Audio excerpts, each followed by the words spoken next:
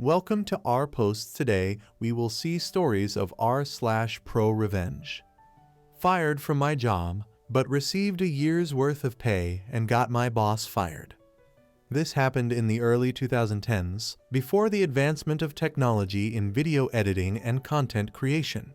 I was hired as a content creator for a university that wanted to leverage YouTube to kickstart their branding campaign. The pay was low, roughly $200 St, and in those days, there were not that many video content creators around, and the process usually took a long time from start to finish. I was hired, and on my second day, my manager presented my KPI of 85 10-minute videos in 52 weeks, which was impossible for a one-man team in those days. This meant I had to do the scripting, producing, casting talents, shooting videos, composing music. They were too cheap to pay for a royalty-free music subscription, and editing, all of which I had to use my own equipment and software because their cameras and computers were so old. They simply couldn't handle the strain of even doing things in 720p, much less 1080p. I tried to let my manager know, but she just smiled encouragingly, telling me to give it a try, assuring me if the videos were good, the quantity would not be what she focused on. Hearing this, I agreed to give it a try. My manager treated me well in the first month. However, one day when she found out I was a smoker, her attitude changed overnight. A colleague had actually done a facepalm when I told her about it, and she let me know that the manager hated smokers and often advocated to get them fired. She started nitpicking me on everything, from smelling like cigarette smoke after my breaks, coming in 5-10 minutes late despite doing more than 4 hours of overtime daily, not being contactable during break times. The list goes on. But I soldiered on, because I just wanted to do the work and do it well. 5 months in, I was called into the director's office where I saw my manager putting on her best, displeased but gleeful face, and I felt my stomach drop. The director told me that she was disappointed because she had heard that I was falling behind on my work, and it was already halfway through the year and I had only completed 30 out of my 85 videos. I tried to explain that I had been working my butt off on these videos. I literally worked 6 days out of the week, over 60 hours just to do what needed to be done, and that being a one-man army made things impossible. And also the fact that the videos I had put up grossed the highest views ever on their YouTube page. I also recounted how my manager said that she was looking for quality videos over quantity. The director dismissed this and stated that the KPI was simply 85 videos in a year, and since it was almost half a year in with my numbers at less than half, she felt it prudent to cut the cord early. I asked how would they even meet the KPI if they were to fire me now. My manager had snorted, saying, "We'll find a professional production house to finish your work." The director had given her an odd look but nodded in her support nonetheless, telling me, "You don't need to worry, manager will get the job done." That was when a light bulb went off in my head. Seeing as I was the content professional in the office, one of my jobs was to keep a database of production houses to use in the event we needed to do a shoot that required more resources, and I was sure that they would be using the production houses in my database as my manager had no contacts in the production industry. So, I changed the contact numbers and messed up all the emails on all of the entries except one. The one, I had a friend working as a junior director, not an assistant director, but a director assigned to smaller video projects. I gave him a call and told him of my plan, and sure enough within 2 days, they were called to come in to pitch. I told him that I had a plan that was a win-win for us. It would instantly help him and put him on the fast track to a director position by bringing in that much business to his production house, and it would also benefit me financially. I would teach him exactly how to pitch to win over the boss and the director, and in turn, his company would pay me a standard finder's fee of 15%.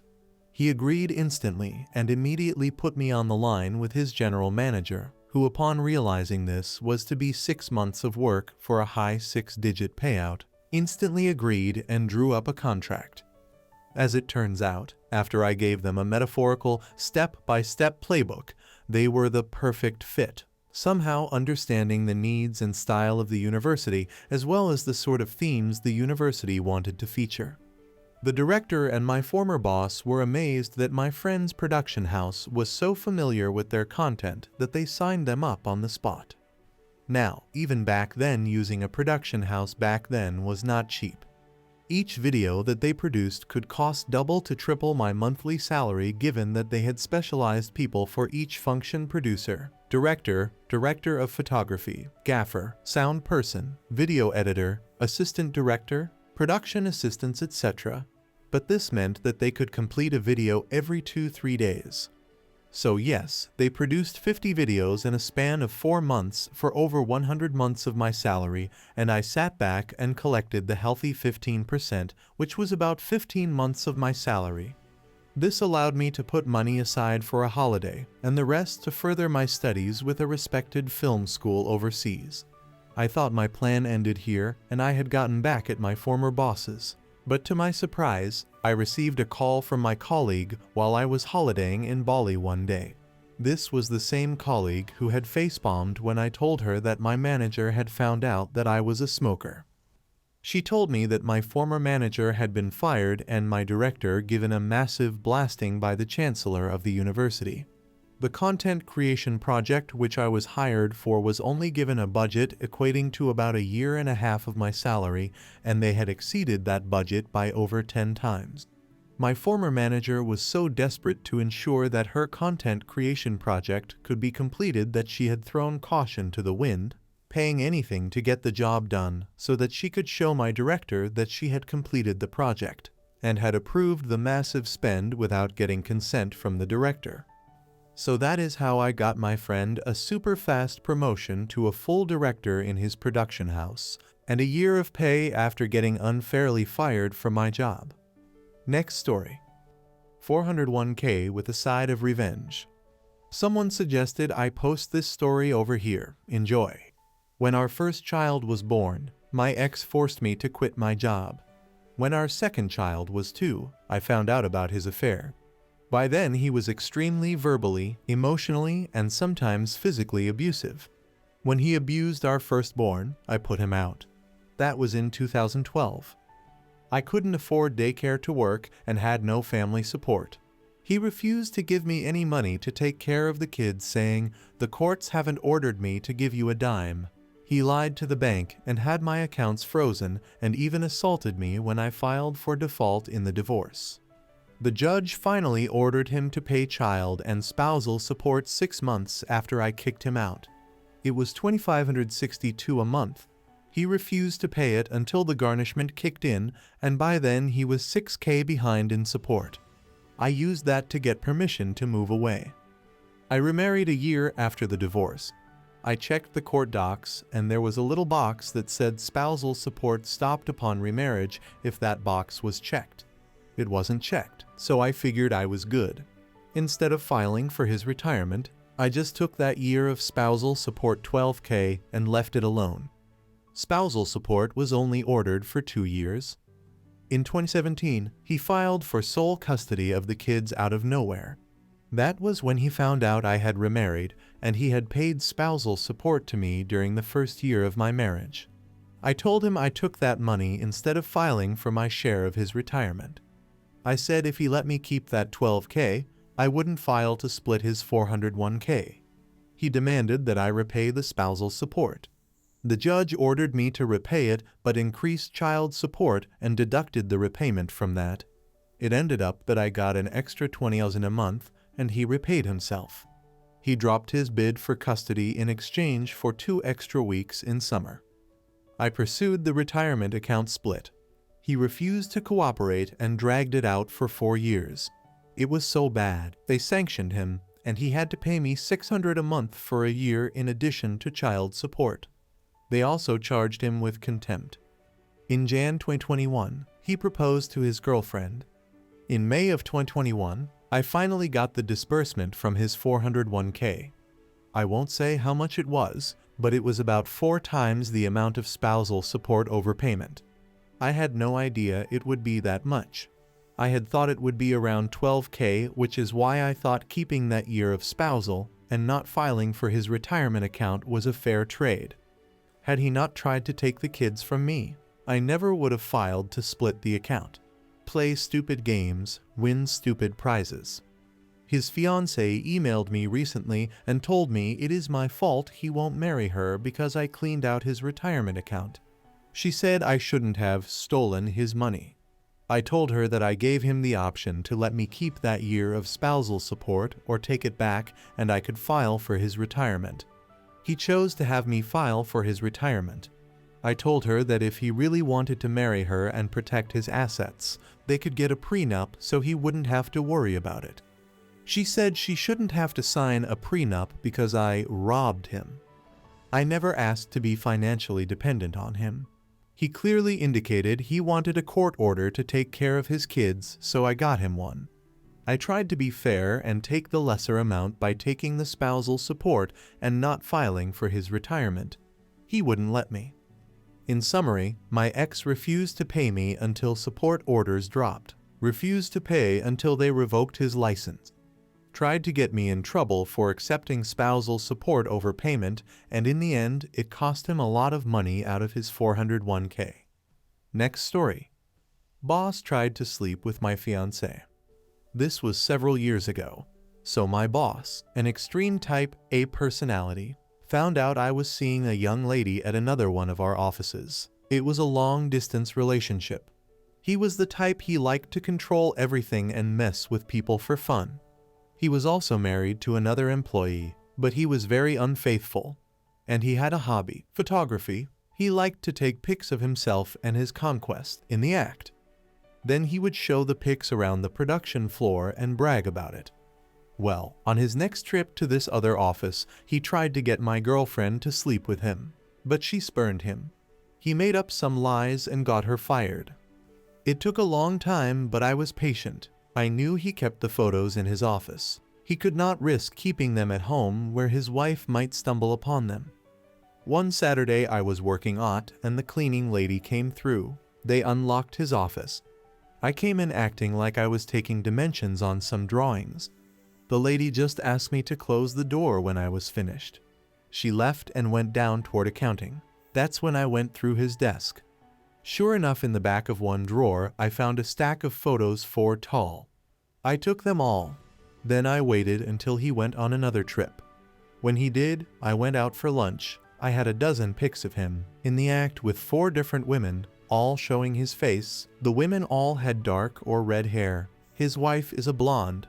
I drove to the town he lived in, to the closest post office to his house, and mailed the pics to his wife with no return address. She divorced him, and her lawyer took him to the cleaners. My girlfriend is now my wife, and we aren't mad anymore. Next story.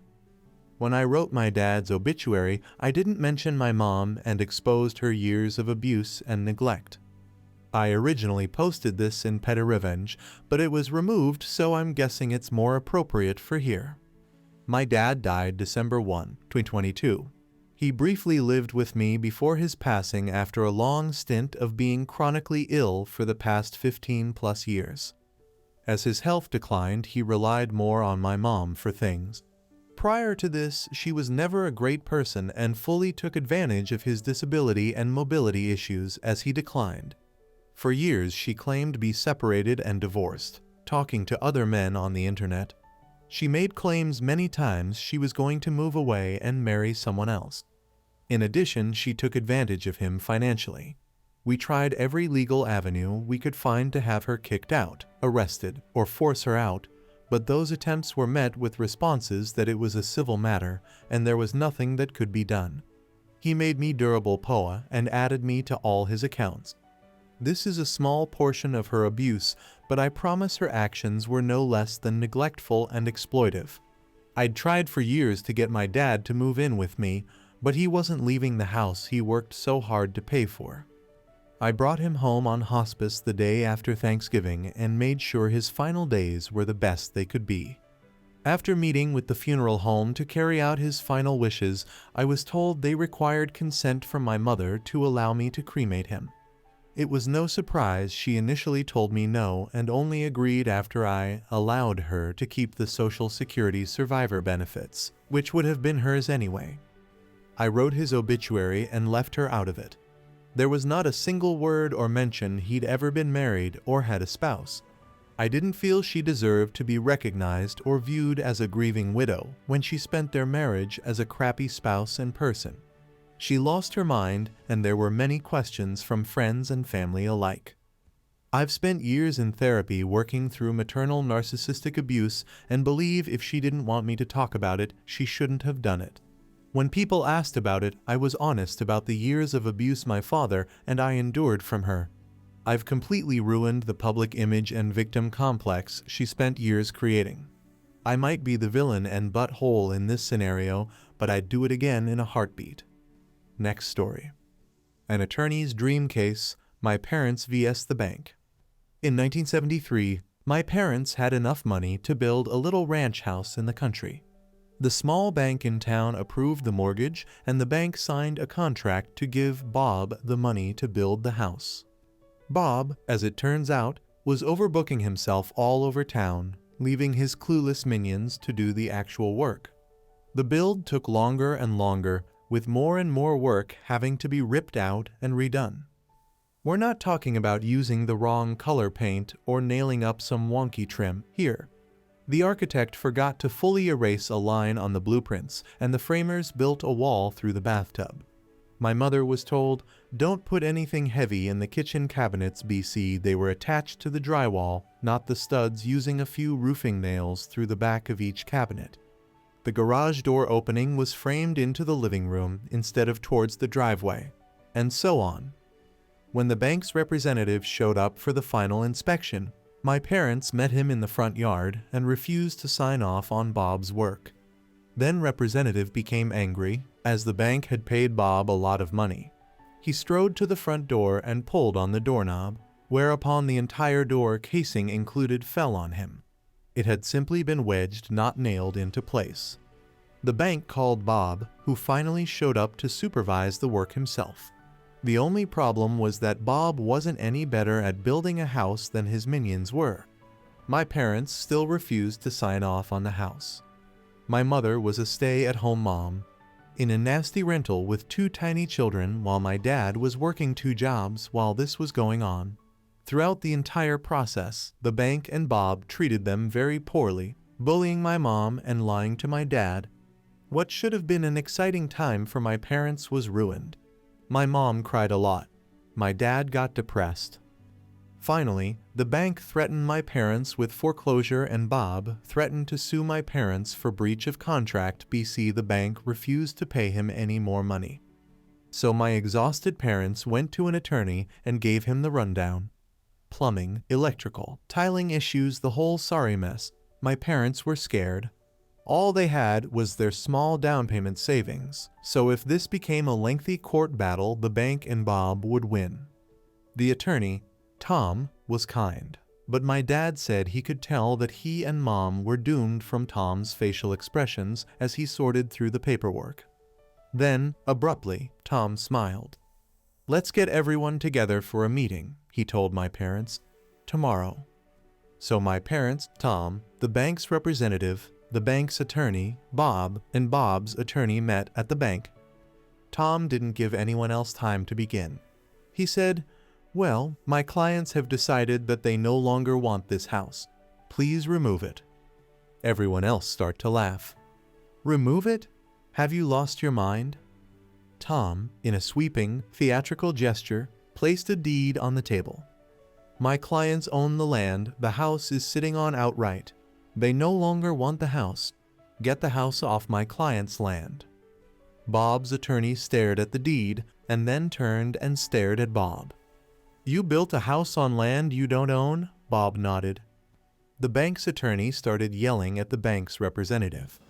"You didn't finance the land the house is on?" The representative stammered. No." Tom said firmly, "As I said, gentlemen, you're trespassing on my client's land. I expect the house to be removed and the land returned to its original state at once."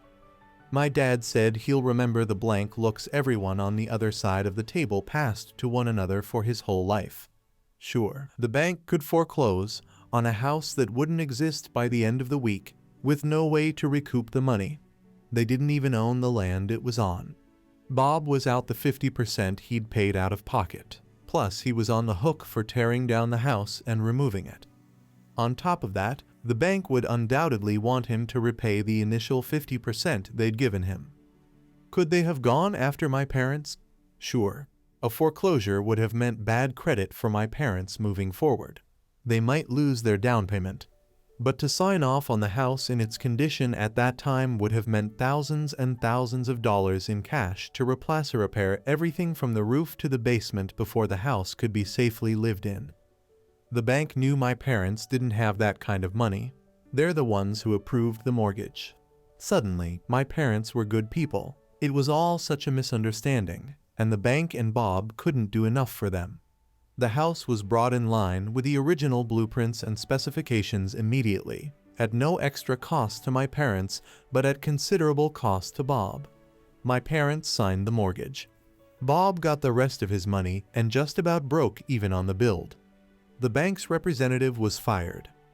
And Tom, attorney extraordinaire, got a stinging tale of triumph to recall to fellow attorneys for the rest of his life.